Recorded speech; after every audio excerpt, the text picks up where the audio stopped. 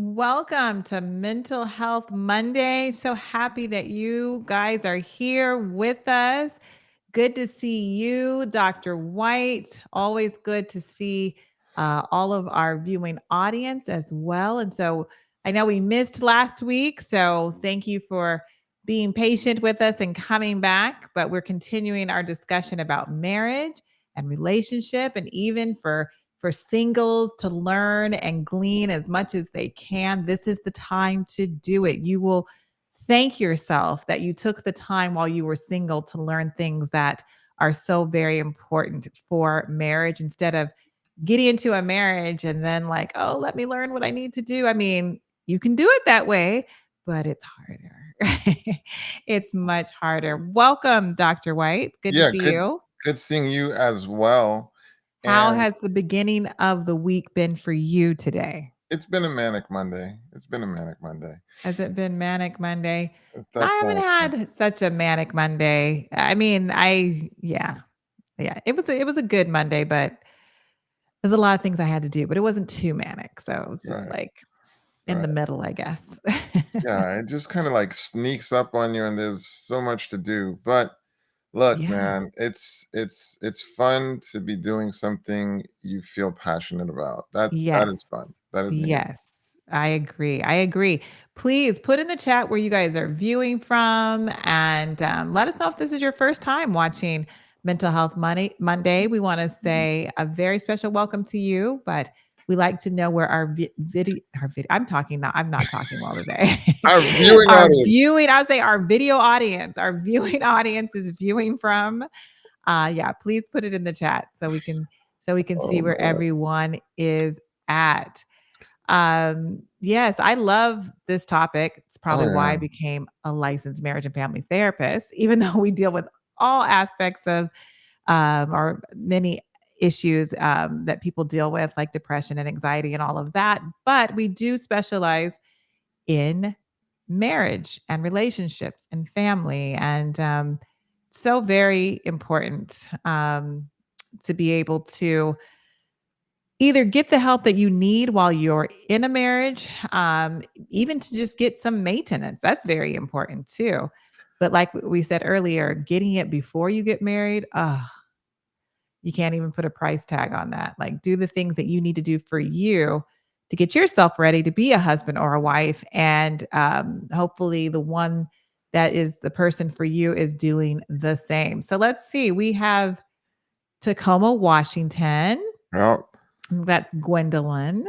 we got Yes, Tacoma Minnesota. Tacoma is beautiful. Mm-hmm. I We love got Mount Rainier. Every time I go, it doesn't matter how many times I've seen it. It's beautiful. yeah, Okay, we all yeah. right. We have Huntsville, Alabama. Welcome. Just down the Jace street from me. You already Jason do it. from Asheville, Oh, North Carolina. okay, Go good. ahead. Yeah. Sun South, in Southern California. That's right. uh, Represent. yeah. Los Fre- Los Fresno, Fresnos, Texas. I was Texas. going to say Fresno, like California, but it's Fresnos, I guess. Texas. Philadelphia. Welcome, Blanca Philadelphia. from Definitely. Los Fresnos. Got Absolutely. Philadelphia. Welcome. Good to see you here. Yeah, it doesn't look like any ones. Looks like everybody's been here before, but let us tell you, please put your questions in the chat. You help build this program. We're here for to answer your questions about marriage and relationships. And again, even for singles, this is for you too. Wow, Yeah. we already have a question. All right. It's a comment. Is it a Um, comment? it's a Okay. comment. And before I go there, in Mhm. response to what you were saying, one of the most helpful, uh, I did see it on Instagram. All right, dare I say it? I saw it on Instagram, and it was really profound to me because what it talked about was when you see a couple that's been together for a long period of time Mhm. and they're doing well, meaningfully well, in front of and behind the camera. All right, so Yes. there's in front of, and my goodness, can people put on a show? People can put on a show, Oh, but yeah. I mean, like in front of and behind the cameras when you can't see them performing and it's Mhm. still meaningful, it's still rich. What you're Mhm. seeing is two people who are skilled at marriage. Yeah. It's not just a spontaneous love for one another and they're best friends, and I do think that's really cool. I think it's really cool when you see those couples that Mhm. are genuinely best friends. Like, that's a beautiful thing. Right. But the Yes. other way is they are skilled at marriage. They've Mhm. developed the skills of how to communicate that they are hearing the other person. They've developed Mhm. the skill of how to respect one another. They've developed the skill of how to love one another. It's a skill. Absolutely. And the encouraging part of that is skills can be conditioned, they can be built, they can be developed. Mhm. So That's right. if you're not Uh, skilled, there is a chance that you can build the skills you need. And I heard you saying for those like people who haven't gotten married like yet, but they're in their single, mhm. wouldn't it be dope to actually build the skills so that you can have a fruitful and enjoyable relationship? Absolutely, absolutely. Wanna say, Jason is a first timer. I think was that from I forgot where he was from, it went up, but I think we already said welcome to him, but he just said it's his first time. So Well, welcome, welcome. Jason, Welcome, Jason. to Mental Welcome. All Health right. Monday. Now for I that got comment. You can put the comment back up, Amber. okay, yes. I heard a divorce lawyer say that couples should consider taking the pressure off their spouses by not demanding that they be all things to them. I'm from Minnesota. Mm. I'll let you take a crack at that. What are your thoughts, sis? Oh, yeah. I thought you were gonna take the first crack. Um, well, I mean, that's a pretty broad statement. So my first thought is taking the pressure. So what is this? What is I don't know what the meaning of not demanding that they be all things to them. So all things, what does that, include? I mean, it says all. So if you're saying all, well, of course, like, they're not God to you, right? Like God is your God to you and who is ultimately um how do I say your conscience, your support system, all that stuff, that's not human here on this earth. God is that. But as a human here on this earth, I believe that your spouse, it cannot be all to you, but they should want to try to be the very best for you. I think it's like a nice dance that a couple can do where um you're trying to meet your husband's needs and your husband is trying to meet your needs, and together it's a beautiful dance, because you love each other. It's not like out of a, oh, I have to do this for him, or oh, I have to do this for her. It's motivated from love, and you actually um enjoy doing it because of love. It's like with your children, like you when they're little, you do what they are needing because you're in that space to be able to provide that for them, and you don't do it begrudgingly, you do it because you love them. What are your thoughts? Your facial expression is saying that you're going in a different direction. That's good. I That's good. know. That's good. You can that's really you're skilled. Um, Well, I am. wasn't that hard. You know, no, you're skilled. You're skilled. So where I was going with that is one of the things that sets people up for relationship failure is Mhm. over expectations. I would So agree. I think a lot of people believe, it's like they're like, this is the most beautiful person I've ever met in my life, right? Mhm. And so they now feel secure. They're like, man, she's gorgeous. She's hot, man. I love it. She does it for me, right? Right. And then it could be at the wedding. You see someone and you're like, oh my goodness, she's flyer, you know? And Mhm. this can be a real problem for people. Mm. And beauty and attraction is just one sliver. It's just one Oh, thing. yeah, most definitely. There's cooking, there is conversation. There are people who Mhm. are just gifted at conversation. There's childcare, there's supporting you perhaps in a business, there's being able to listen to you. I mean, Mhm. there are like 100 different things that humans can be good at. And Mhm. so imagine thinking that your spouse is gonna be good at those 100 different things. Like, there are people Right. you're gonna converse with, and you may experience chemistry, and so for Mhm. some people now, that's a catastrophe. They're like, "I can't believe I'm talking to this person, and I feel more butterflies than when I'm speaking to my spouse." Right. Here's So the thing, here's mhm. the thing, your commitment cannot be based on, "My spouse is the best at this thing." It cannot be based on that. Right. Absolutely not. It has to be Mhm. based on a conviction and a Mhm. decision, better or worse. Whether you're the Mhm. best at that thing or you're not the best at that thing. Mhm. Because if you're not careful, it becomes for better until better can be gotten, Mhm. as opposed to for better or worse. So I think that's why I think it's a really cool idea. Don't place all these expectations on your spouse and think that Mhm. they're going to be the best in all categories. They're not. It's impossible. No, absolutely, they're not gonna be the best at all categories. I like to, like, my husband is great for me and to me, but that doesn't mean he's good at everything. Does that make sense? Well, he's human. He's human. So, yeah, I think that that's your person because like, I feel like, I'll just use me and my husband again as an example. I feel like we complement each other well.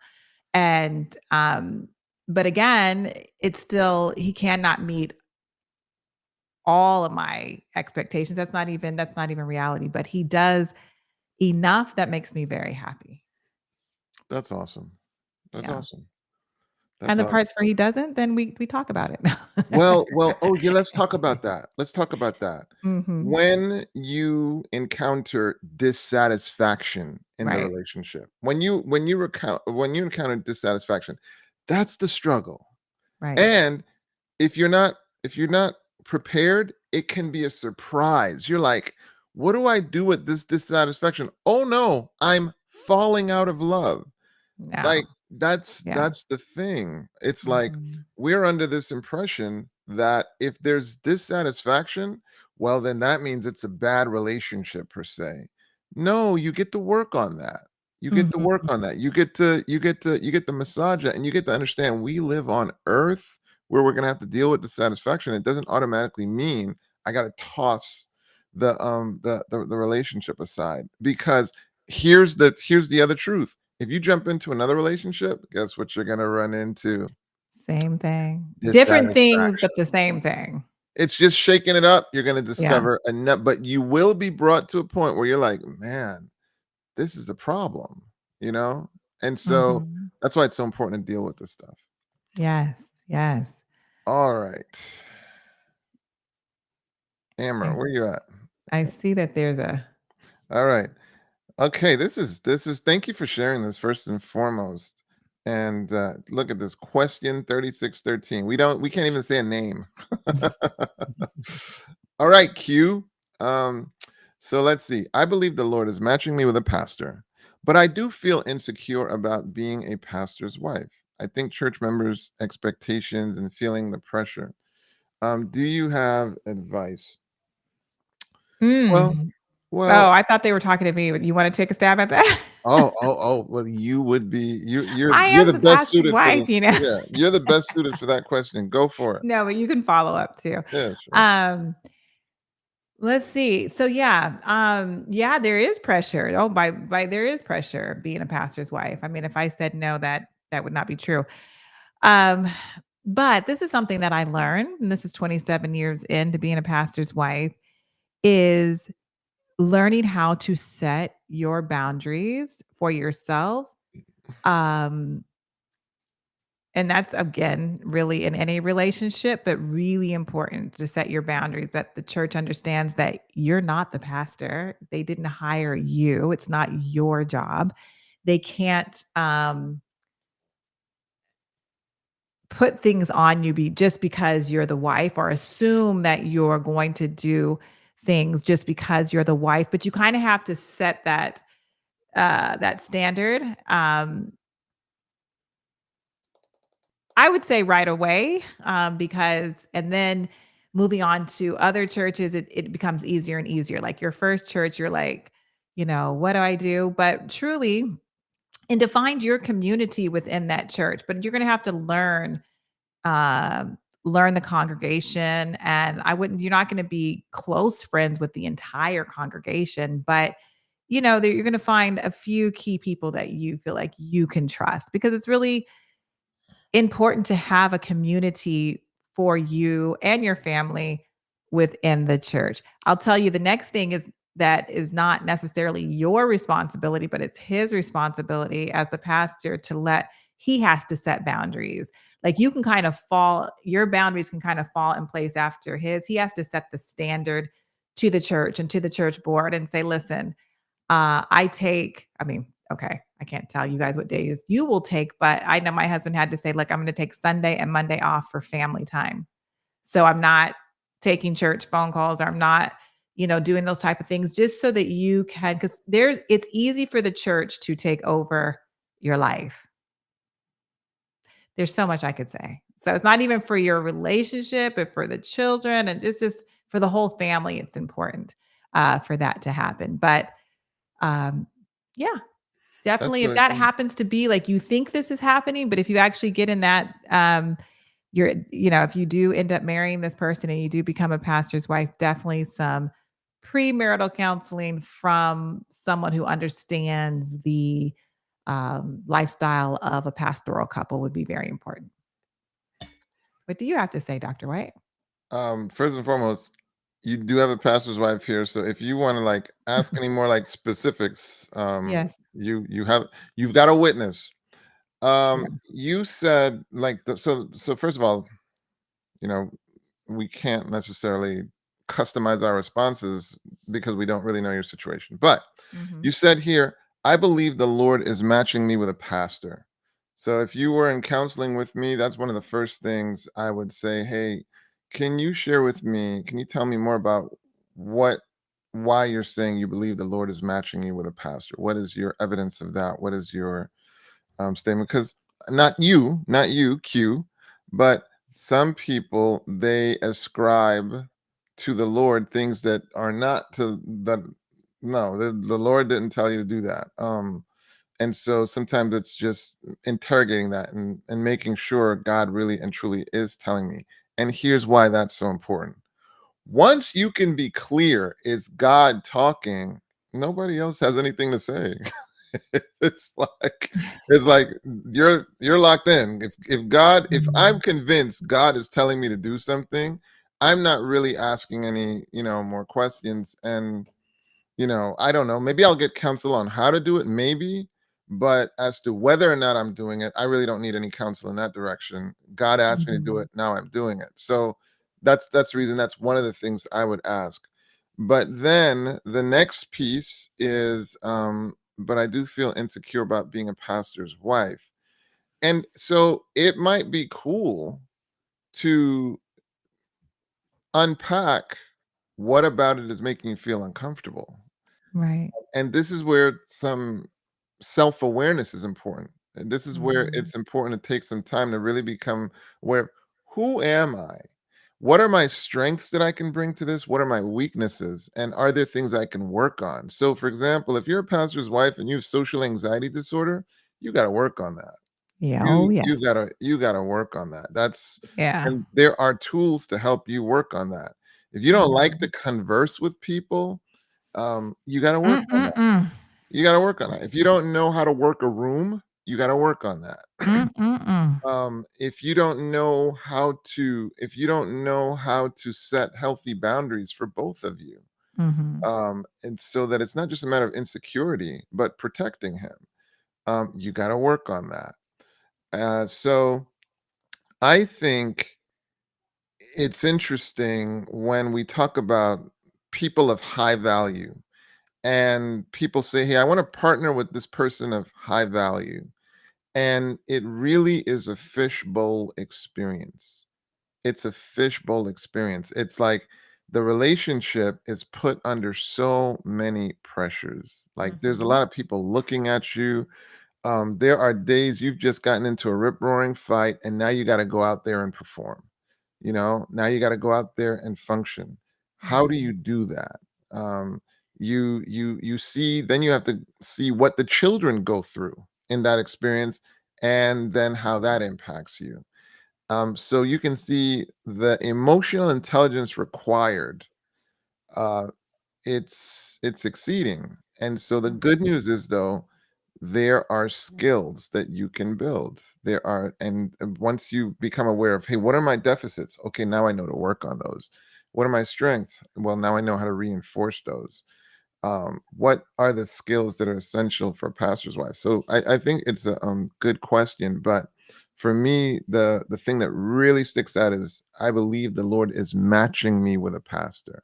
In other words, I feel like the Lord is bringing us together. I would really want to get clear on that. What are your Yeah. thoughts? What are your thoughts? No, no, no, I already said what really what I wanted to say. The way that it was worded, I feel like not that she thinks, like, in the future, and I'm not saying you're saying that, but just to be clear, it seems like she has met the person and God is bringing them together. Yeah, yeah. It Yeah, sounds like that's how she's I not took the it person. too. Yeah, Okay. that's how I took it. Yeah. And Yes. so now it's just getting clear. But yeah, those are Mhm. some good questions. Okay. All right. We got some great questions today. Bring them on. Yes. Is there a difference from being aside from God, all things different from doing all things? Veronica, you're going to have to help me out with this one. Is there a difference from being aside from God, all things different from doing all things? I think she's connecting it to that very first question. Like if this or not question, that comment where they were like, is it that we shouldn't expect our spouses to be all things Oh, to us? Atonte is brilliant. I mean, just Yep. brilliant. Just that ability to just no, Wow. and that's brilliant because I was not connecting it to that. My mind was just going, oh my I just goodness. think that's just because the wording sounds similar. Is Do there a you wanna take a difference? stab at that? Let me see. Is there a difference from being I think we all kind of things already answered it different from though. doing all things? I know it I think whether you're saying they're being or you're saying they're I mean, for sure, you can't do it all. Mhm. But as far as trying to be all things, so I'll give you an example. For example, all right, let me take you into the recesses of my private relationship. Uh, so let me see. Let me see. Um, I would say, what is the thing? Okay, my wife is not that crazy about entrepreneurial thinking. Like she's not that Mhm. crazy about it. So if she's gonna help me with something, I have to be very specific and concrete. And the same thing with my daughter. They're like, I Mhm. don't, just give it to me specific. Like, what is the specific thing you want me to do? And once I've Mhm. got clarity, they're all over it. They're Right. all over it. So it would be unfair for me to now try to bring her into, hey, there's a new concept I'm working on. Can you help me flush this out? Like it's unfair for me to do that. Now my Mhm. collaborator who's over in Portugal, oh, we can sit there and do that all day. I mean, all day. I mean, she's Mhm. just she understands where I'm going conceptually. So it's that's an example. I don't try to have her be with me at these like super conceptual and obscure theories and stuff like that. No, Mhm. not helpful. So that's where whether it's being or it's doing, you can't do all things. Right. Absolutely. Yeah, I think you covered it, and she said, "My husband is everything to me, but I don't expect him to do everything for me." So, yes, Got it. I think the way you answered that was great. I think tag on to how you answered the first one. I Uh-huh. think that's perfect. Do Okay. you believe in the role of women as in taking care of the home and the role of a man as to working and providing? And is it wrong if the roles are reversed? You're gonna take a first crack? Or you want me to take a first crack? um, no, to answer it plainly right out the gate, no, I don't think it's wrong if the roles are reversed. If we're talking about every situation is different. My husband's a better cook than I am. So should I not utilize his skills? I do utilize his skills, and the other thing is he loves to do it. He loves to cook. It's not like it's the bird. It's not like I don't cook, but, you know, when the kids were home, I would do like he definitely did more dinner meals than I did. Now I'm doing a lot of other things now I'm better at the administrative things of the home, the business side of things. I just am naturally better at that. So I do more of that. Not that he's not involved in that at all, but I do more of that. But he does more cooking. And guess what? We're happy because we know he's better at cooking. I'm better at making sure, you know, things are getting done administratively for the family. I mean, he works and he brings in the money so I can pay those bills. I work too, but I'm just saying, I'm just saying like it works for us. There's no now if you're talking biblically and talking about submission and going into all of that, that's a different question, right? Because every that's a different question. But just specific as far as roles go, we have found that he's happy for me to do that, and I'm happy for him to cook, and he's happy to cook, and I'm happy to do that. So that works for us. I think that was beautifully said. The answer is absolutely a resounding no. Is that wrong? No. My marriage, I think, enhanced significantly when I adopted a certain premise. And that premise was whatever it takes, whatever it takes. My view of a home is I view it as a firm. And I believe in a firm, what you do is you set goals for the firm, you set a vision for the firm. And then as a family, your goal is to work together to get that firm's goals realized. And life is very interesting in contorting itself and changing itself in ways that bring different things out of people. And I think what you focus on is what's moving us forward. And here's why. You get people who are locked into he's the man of the home. He makes the final decision and this kind of stuff, right? Mhm. Like there are categories where I absolutely have the last word. Mhm. Absolutely. Oh, yeah, most definitely. And there are other areas where I don't want the last word on that. I have no interest in having the last word on that. No, she has her areas of dominion where it's like my last word will jack everything up, you know? No, she's got a Mhm. command of this area. And that's the other thing. Like it's Mhm. like so that's really important. Like these arbitrary, okay, well, we have this role and like so where should there be submission? I think there's submission to the mission. That's in Mhm. my estimation. We need submission to Mhm. the mission. What is the goal? We're all Mhm. submitted to that mission. Um, Mhm. there are areas where I do take responsibility because I'll tell you this, if you guys are homeless tomorrow, Sister Tante, um, nobody's looking at you. Mhm. Yeah. Nobody's looking at you. They're looking Everybody's at looking at, yeah. "Bro, Mhm. you messed up, man. Your family is Yeah. like, what happened, bro?" You know? And these are some Yeah. realities that you just have to be aware of. Like, so this is the Mhm. reason why there are some things that you are responsible for because ultimately people are like, "You jacked up." Now, obviously, they can be looking at your spouse on some level. This is not exactly a mark of, a shining spotlight. No, it's a reflection on both of you, but it's especially the Mhm. man. They're like, "Bro, man, Oh, yeah. what happened? You're responsible." Mhm. So, those are Mhm. some realities that at times make people uncomfortable, and they wanna say that we're identical, and that to me is the argument that is a challenge. It's almost like Mhm. secular culture wants to say the man and the woman are identical. We're not. It's fine to say No. we're equal. We are equally Right. valuable, agreed. We're not identical. We're not identical, and I That's think right. that is the fallacy. Mhm. Absolutely. Absolutely. Yes. Please continue to put your questions on marriage and relationships in the chat. And I don't know if we have any singles out there. We welcome your questions as well.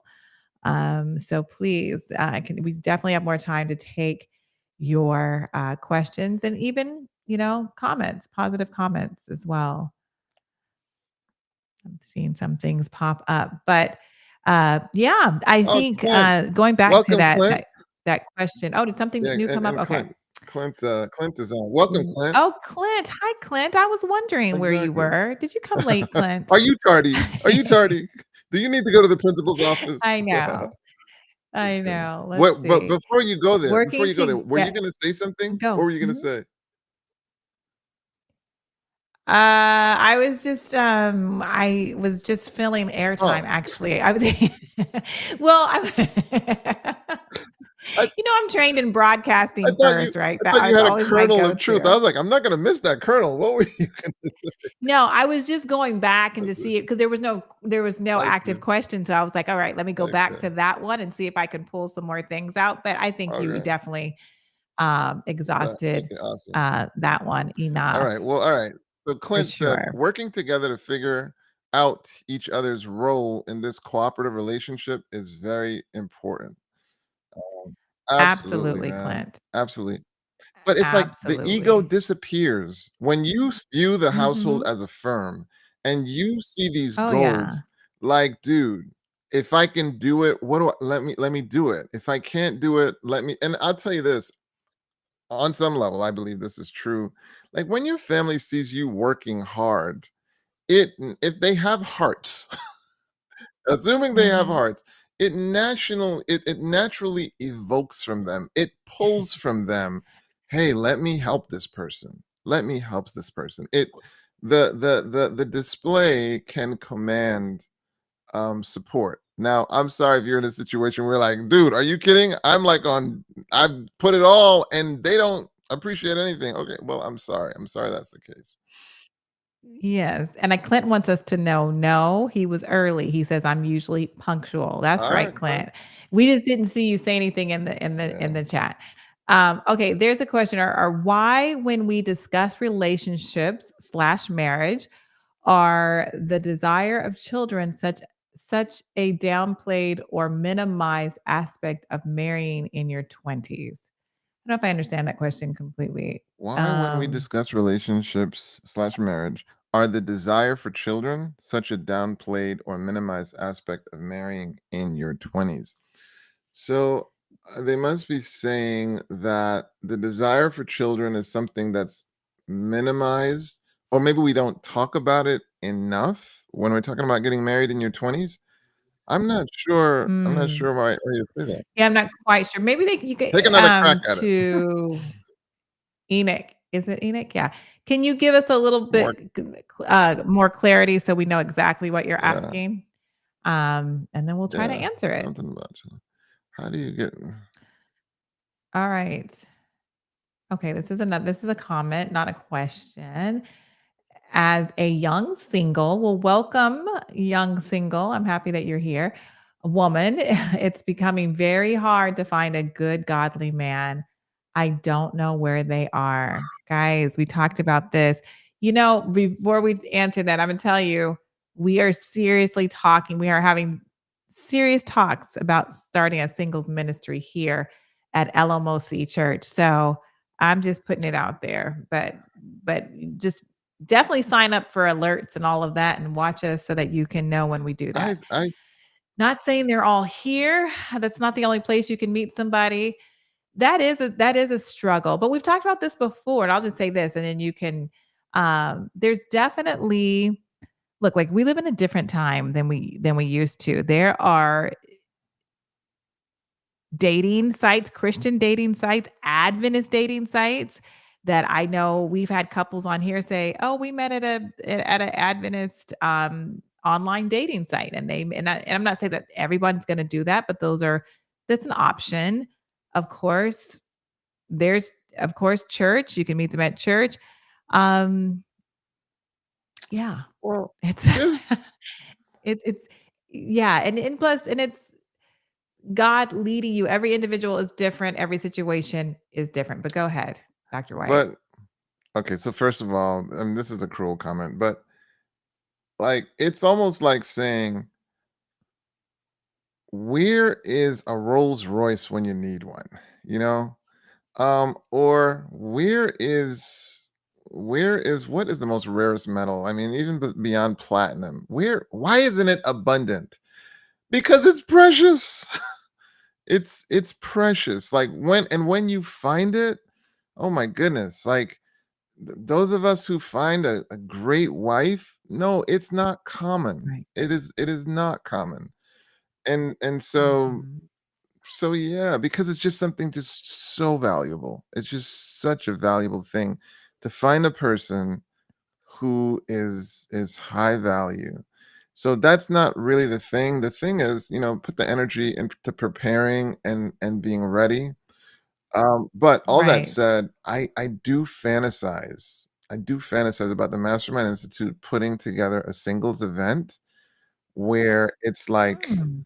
where And collab with LMOC Church, could you I collab am with us? open to I'm seriously open to a collab, seriously open to collab. Okay, What I'm okay, envisioning like a training component because to okay. honor the thing that I really believe that this is a skills-based thing. So imagine the people commit to a skills base, so you learn the skills, but then we bring together, people in a nice posh setting and Mhm. they get dates. They get whether it's 5-minute Mm, dates. So if imagine if it was like a yacht and like you get like that 5 to 10 dates that evening, and then we figure out how the ones that really worked for you. But to your point, did you get that idea from the speed dating concept? Because there's that speed dating or did you come up with this concept on your own? no, I mean, I've seen speed dating before. I mean, I've seen it. So, no, Okay, I'm not really coming up with an original idea, but okay, to no, the I was prior yeah, mhm. point, like, you gotta put some intention into this thing. Like, we gotta help the singles, you know? I know so don't you know Right. people who are just like, "These are some beautiful individuals," right? And Mhm, it's so sad that they don't find their partner, you know? Um, mhm. and, it's yeah. It's a real struggle. I know of it. By the way, I know of a young man who is a very eligible bachelor. And it's not me. So this is so obviously it's not me. I'm very very very married. But I know of a young man. He is what? You don't even know the age No of no this not young not this lady. one. Like I mean Oh, okay, I thought you were, like, another doing age. some online setting up already. He I is was what? like, "Wait a He's minute." 40. What is he? No, 37. He's 37. I know of a young eligible Okay. bachelor. He's 37.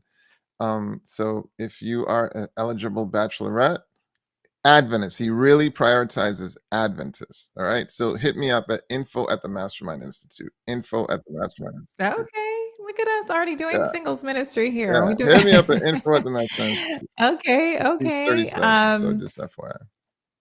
yes. Okay, let's see. How do we get rid of spiritual warfare in your head? I believe in spiritual armor, and I probably need to repent or brand loyalty. You're right. So just to Okay. round out the other one, put a one in the chat if you guys would be interested in Living Manna, White, and the Mastermind Institute collaborating to put together a single event. Put a one in the chat if you're like, I would be so interested. Yeah, and put so interested. Like you would be really excited about this cuz don't you hate when we go through the trouble, we put together all this stuff and it's a dud. No, Right. we want to know, would you really be interested in us going through the struggle and putting Mhm. together an event like that? Would you be interested? All right. Now to you, Scott. How do you get rid of spiritual warfare in the head? I believe in spiritual armor and I probably need to repent for brand loyalty. You're going to take the first crack? No, I'm gonna let All you. right. So you want to view the mind almost like an ocean in a sense, right? Or a pool, more like a pool. And the question you have to ask yourself is, what are you dumping into that? What are you filling it with? What is the content you're consuming that is ending up in that pool? If you fill up your pool with trash, are you going to be surprised when you see trash in the pool, when you see maggots and rats and all this other kind of Mhm. stuff? That's what you filled it up with.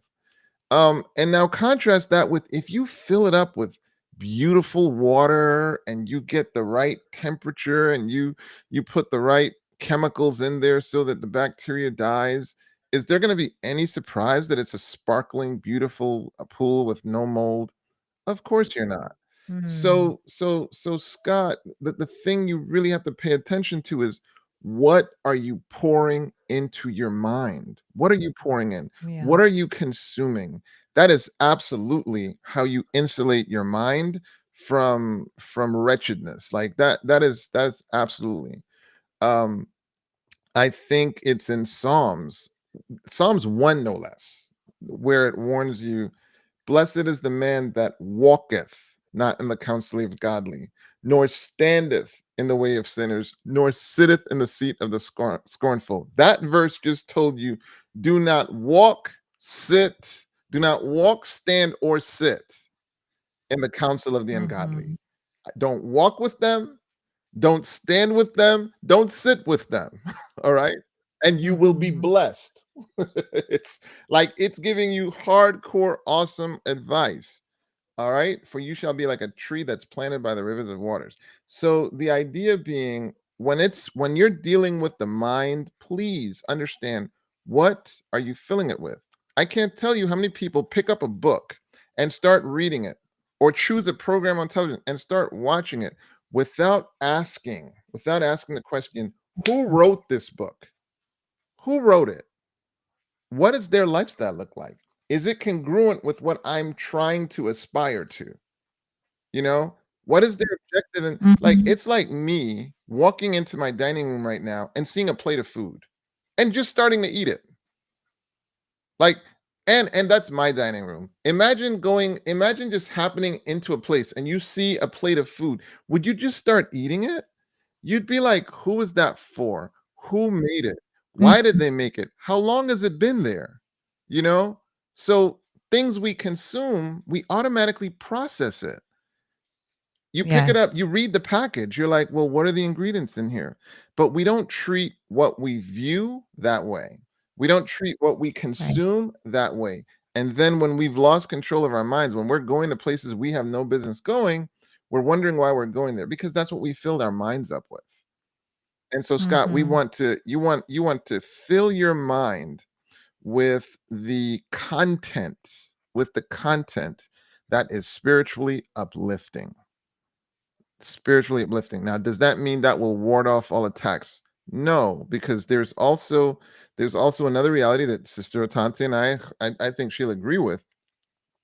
Thought impulses you can't control. There are impulses that will come into your mind. You can't necessarily control them. We can debate where they're coming from, but that's irrelevant. They come into the mind. But you must understand, a thought impulse is an invitation for you to dwell on it. You can reject the invitation. You don't have to, just because that thought came into your mind does not mean you have to give it contemplation and you have to give it time and space and mental energy. You can reject it. And how do you reject it effectively? You choose a better one. You choose a better thought process. That you get some kind of immoral thought about, I don't know, the opposite sex, like it comes in and you choose to go to, that was a spiritually uplifting sermon, and how am I going to apply it to my life? The beauty of the mind is it really struggles to have two thoughts going at once. It really struggles. It has to choose one. Well, Mhm. you get to direct it to the one of your choosing. All right. Yeah. Great. Great answer. Um, okay. So Enoch is asking or saying, clarifying what the question was. I think that an important reason to encourage marriage in your 20s because children are easier to get younger than older.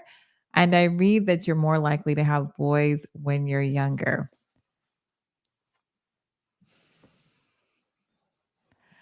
Um, so I don't know about that. I I don't know never about that came either. across that Never. in med school.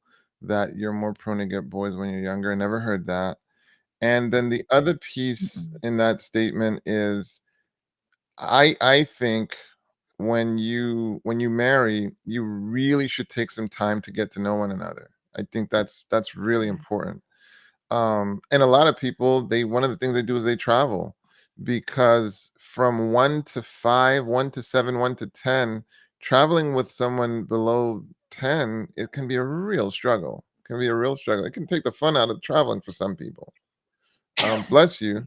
Mhm. And Thank so it you. can be so cool that you guys had that bonding time before the child came. So now the other piece to where it's like I'm not excited about getting having children in my 20s is there's a maturation that needs to take place, and Mhm. maturation in every way. Maturation in terms of your thinking, maturation in terms of your finances, maturation in terms of your professional growth. There's a lot of things that Mhm. it can be really cool for those things to happen so that when your kids come into the picture, it's more stable. And you're more mature and ready, and you have more options to give them a better experience. What are your thoughts?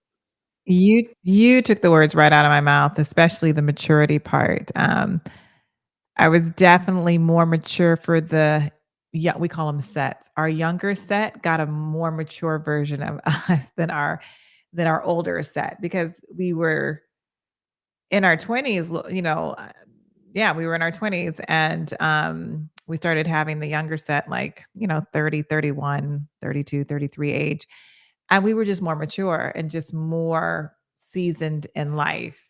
Um, so yeah, I mean, but it's not telling anybody when to have their kids. I just there's not a science, but I definitely agree with you that you can be more stable and a mature wise and even financially, to be able to not have to stress so much about the things that you do in your younger 20s. Okay. In the Adventist home, it says we may always let's say we may always bear with friends infirmities and with ignorance, but never with his vices. My boyfriend and I are the same faith, but I'm stronger spiritually right now. Okay. So that's a statement. Okay. So the question is, how do you know when it's time to walk away? Okay, I didn't see the wait, is that the same? I'm confused now. I'm sorry, guys. That question that's up now, does that connect it to the question I just read with the that she's stronger than the boyfriend right now? I'm assuming? I don't know. Is that a connection? Okay, I think Amber's gonna let me know if that is the same. But I'll take us but while we're waiting, as a woman, how do I know when it's time to walk away versus when to support and encourage my boyfriend before marriage, for example, with spiritual I think that's a part of the same question, with spiritual growth and when dealing, with an addiction. Um, Man, I wish these people were live. We gotta talk about I that. know, We gotta talk I about that. know. Like, if we could bring her on right now I and know, we could get more we can, detail. like, and contextualize it a bit more. You know what? That is Right. I mean, I would say definitely if a relationship becomes emotionally or physically abusive, it's definitely a sign to walk away. I mean, this is not marriage. We're talking about boyfriend. right. Well, I mean, we're you know? So But we can't right, tell right, you you have to right. walk away right now, but How about I can tell you things that would concern me, okay? Right, yes, especially right, as a mother or a father of a young adults. We both have young adult right. children, and if they were in this As a situation, woman, how do I know when it's time to walk away? So I'm gonna answer this question like, if my I mean, I'm so considering this as a young adult. yeah, Maybe so it's if not a my young if my adult. Go daughter ahead. Go came ahead. to me and she was like, Dad, when is it time for me to walk away versus when is it time for me to support and encourage? All right, here we go, y'all. Here we go. Here we go. I remember one time I had a close family member ask me, yo, man, when am I ready to get married? When am I ready to get married? And what I shared with my family member was, you are ready to get married when you have positioned yourself to provide. When you've positioned yourself, don't look at marriage in terms of what can you get out of it. Look at it in terms of what can you bring to it? What can you deliver?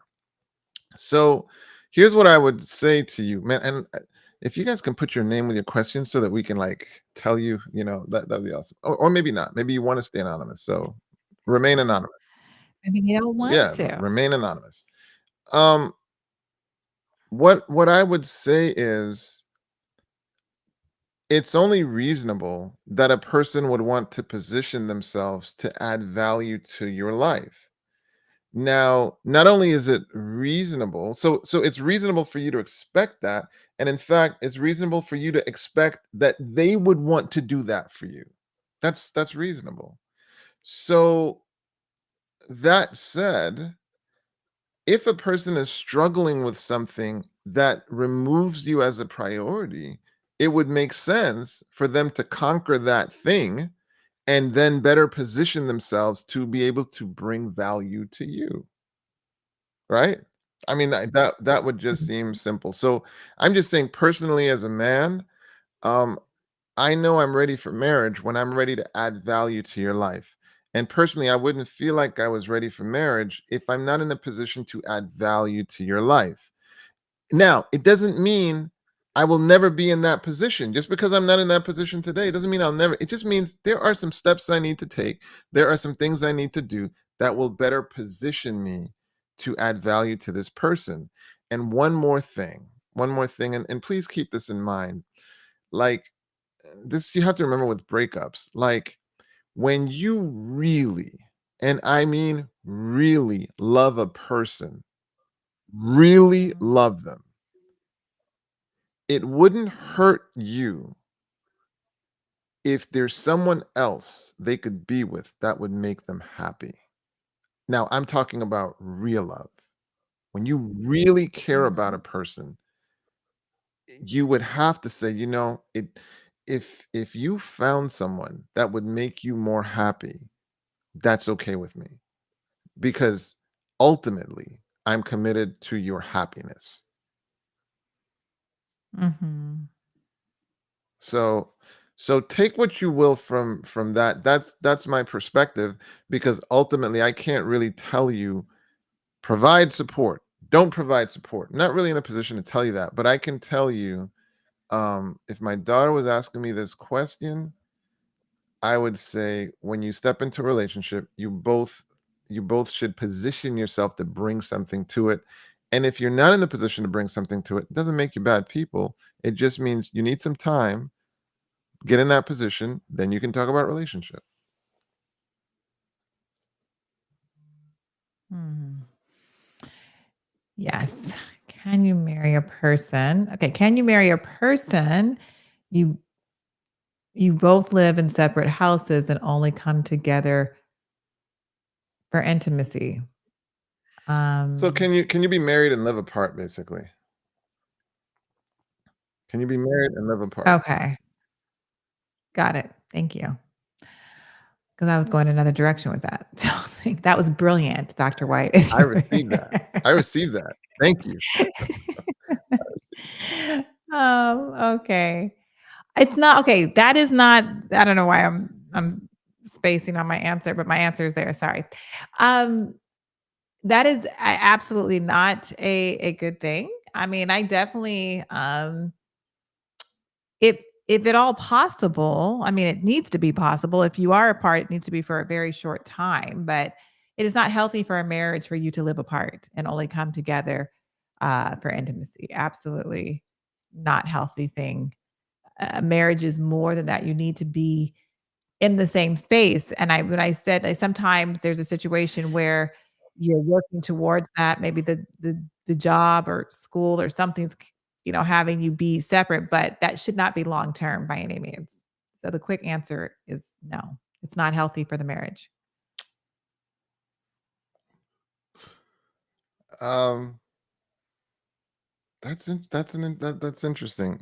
I would say most of the times it's healthy to be in the, same space, but I think there are a lot of people fantasizing that it's like, take some older people, right? And ever since I became, 50, older is now like 90. Exactly. Well, there are some people who they are settled. They have their home, and their partner, they have their home. Neither one of you want to sell your home, right? Neither one of you want to sell your home. You don't want to feel like you're in your own space, and so you just being enjoy being in your own space. I could foresee how you might have a relationship where you're like, obviously we got to be in one of those houses when it's time to have sex. I get that. Um, but you're so comfortable in your own space. I could see how you might say, let's figure out how we can blend our lives, but we want to be married, but we really enjoy our own space. So in that kind of setting, are you like, no? I was like, I've never disagreed with Dr. White so much. Just because I won't name any names, but I had a family member, exact situation you're talking about, like exact situation. And then it was just comfortable for them. And they were an amazing couple together, but it was just comfortable for them because they did exactly what you just stated. But when it was easy, when they had disagreements, guess what? It was just easy to go to their own house and not really With the deal situation? with Did did they the end up stuff. You did know they what I'm end up saying? So working it's out? like, I mean, it's kind of, you're basically saying, oh, you could go to another room, you could do that in the own house. But no, when you have your own whole house that you're paying like a mortgage or you own it already or whatever, you just go back to your house. Like I think it's hard to build a true marriage connection, even, and they were No, older, like you stated. And then after 5 years of living in the two houses, they're just like, you know what, we got to choose one house to go to. And then their marriage really flourished and took off. So I just don't think that would be the best at all. well, one could argue. That's just not like, this is real marriage. Like, it's like guys should have just remained boyfriend and girlfriend forever if that's what you wanted Well, to but do. Well, and I don't want you to just get, did you just get married for sex? I'm just saying, like, because you want to stay in your own places, but you come together for sex in one place, but then you can't live together. Like, I'm well sorry. That's not well, I was marriage. listening for you to say that the relationship didn't work out, but it sounds like No, it worked out when they came to get when they moved in together. But during that 5 years that they did their own places, they every week they had something they were fussing about, and then they would just, because he would come to her house, she would go to his house. Mainly he came to her house though. And they were married, and then they'd fuss about something, and then he'd just go back to their house, and then they wouldn't talk for like a week, or it was just crazy. It was foolishness. But then once they came together in one house, that kind of stuff stopped. I'm not saying it was just the housing, but the played a housing role. situation didn't help having two separate Yeah, houses. it's just that with the how many marriages do you suppose are on the planet? If there's like 8 billion people, there must be, let's conservatively say there might be a billion marriages, maybe. Like, let's say, I don't know, let's Yeah. say 500 million. Let's be conservative. 100 million. How's that? 100 million Mhm. marriages. So like just 100 million scenarios.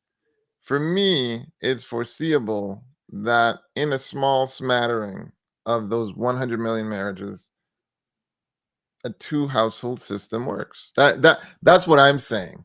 Now, to your point, I think in a majority of the situations, the goal is get in the same situation and work it out. But there are just such diverse things happening that Yeah, I mean, I would never be like, "Absolutely never." There's absolutely no situation, but I have just but I've just experienced that it's not the best for the majority of situations, but I'll never say absolutely never, never, never.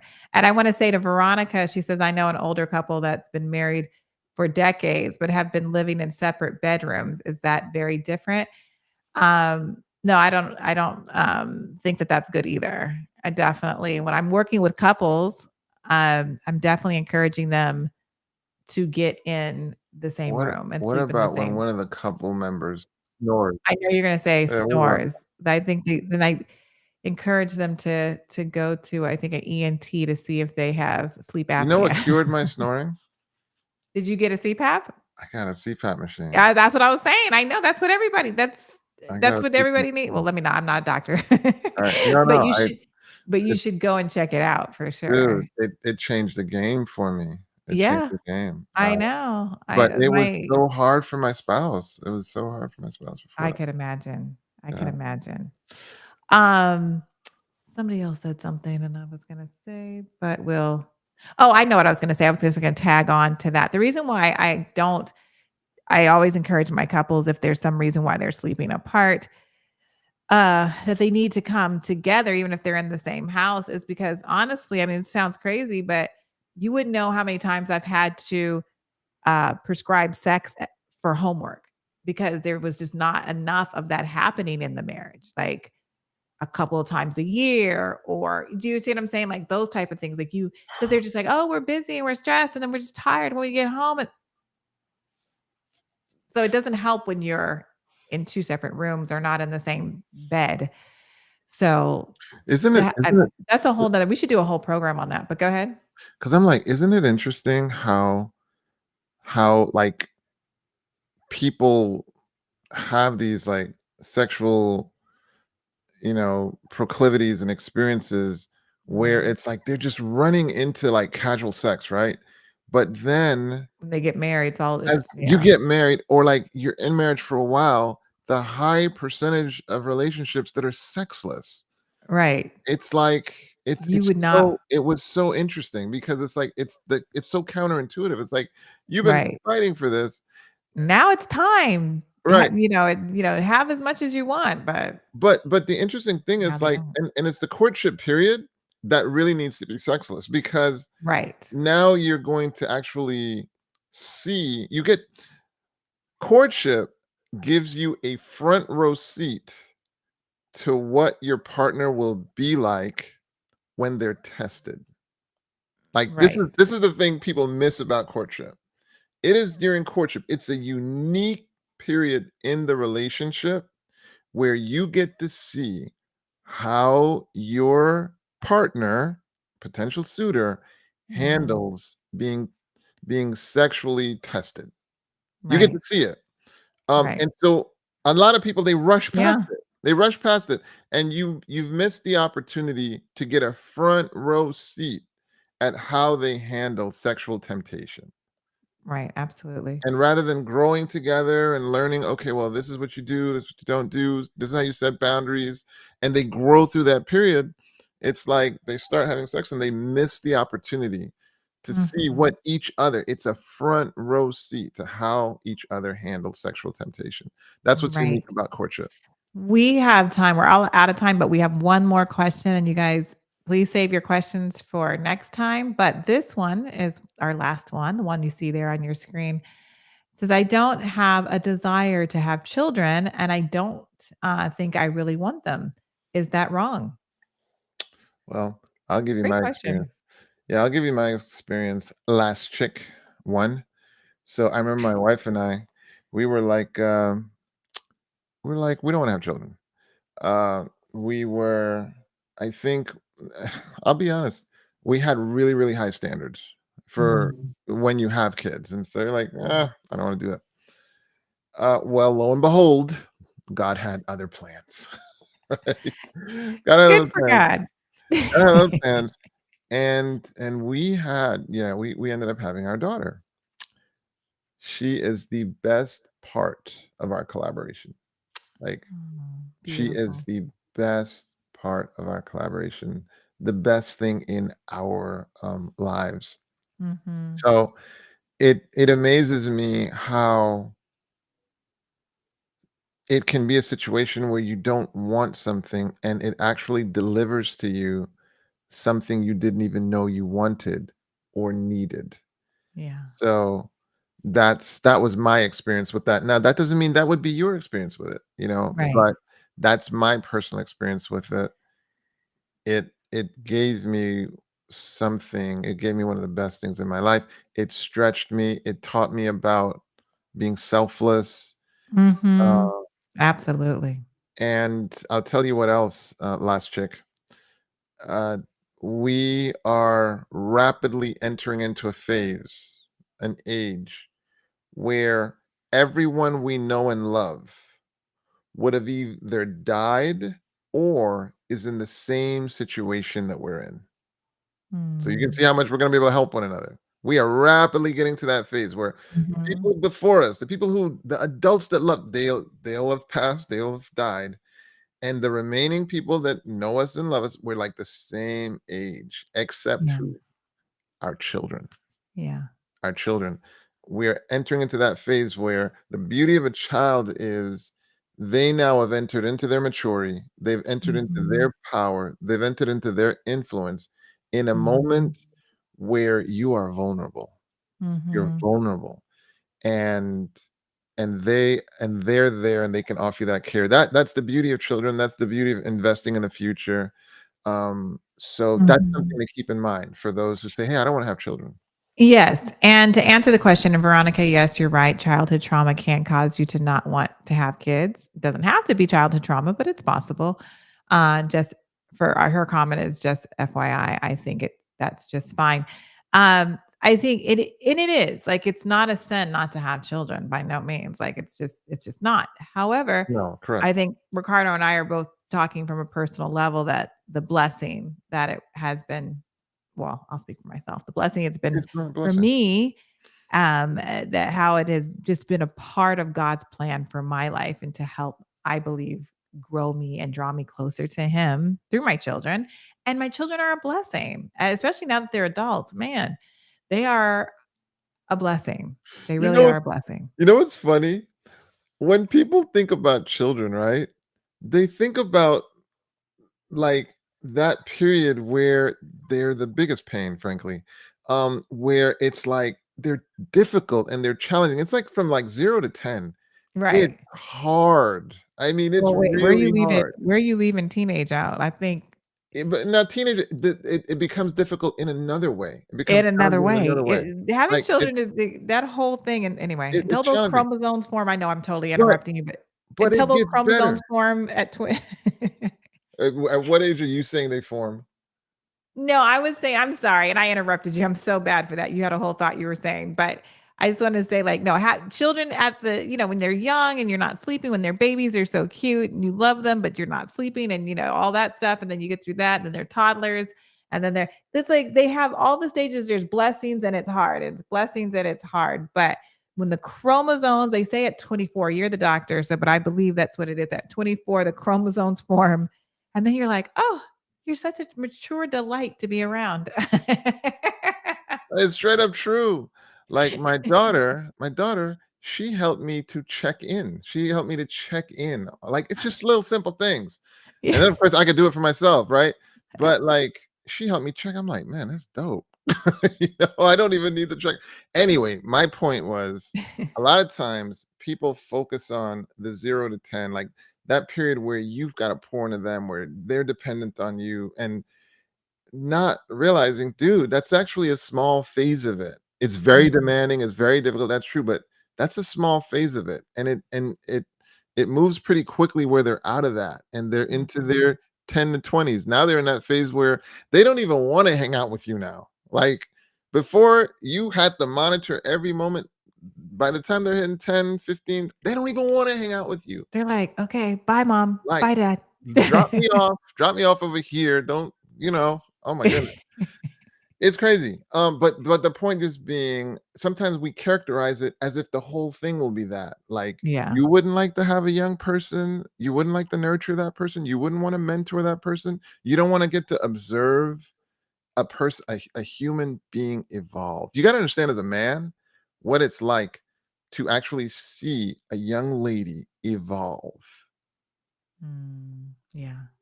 You don't know anything about it, honestly. Like, I mean, I guess Mhm. some people have sisters and maybe, but for you as a parent to Mhm. watch a young lady evolve, Yes. it's powerful. It's It like, is beautiful. it's hard for you to be as disrespectful. It's on some level, anytime you're looking at a woman subsequently, you're like, that's somebody's daughter. Mhm. That's somebody's daughter because you Ab got to see that. You got to see it. So anyway, that those are my Absolutely, absolutely. We had a great time. We definitely made up our time for being late, so that's wonderful for everyone. Wanted you to know, I don't know if you were looking in the chat, but you had at least 6 or 7 people say they would absolutely love to have that collab happen. So, if you wanna give your email where you can follow up and we have to talk about this because we just came up with this idea. Well, I'm sure you were thinking about it for your Mastermind Institute, but I threw in the collab with LMOC, so you know what? You're muted, so we can't hear. I said I would love to collaborate. I'd Yes, love to okay, collaborate with this. okay. So, if you want to put out your email now or if you just want them to Oh, wait until we can oh, send them info at the something. Mastermind Institute. Info at the Mastermind Institute. Just so you can say, "Hey, I'm dialed in. I'm interested." Mhm. I would be super excited to participate in something like that. That would be a great blessing for our I think church so. and for the singles out there. Absolutely. So, yes, well, thank you, all of you, for joining us this evening. Your questions, your comments, your presence was a blessing. Thank you, Dr. White.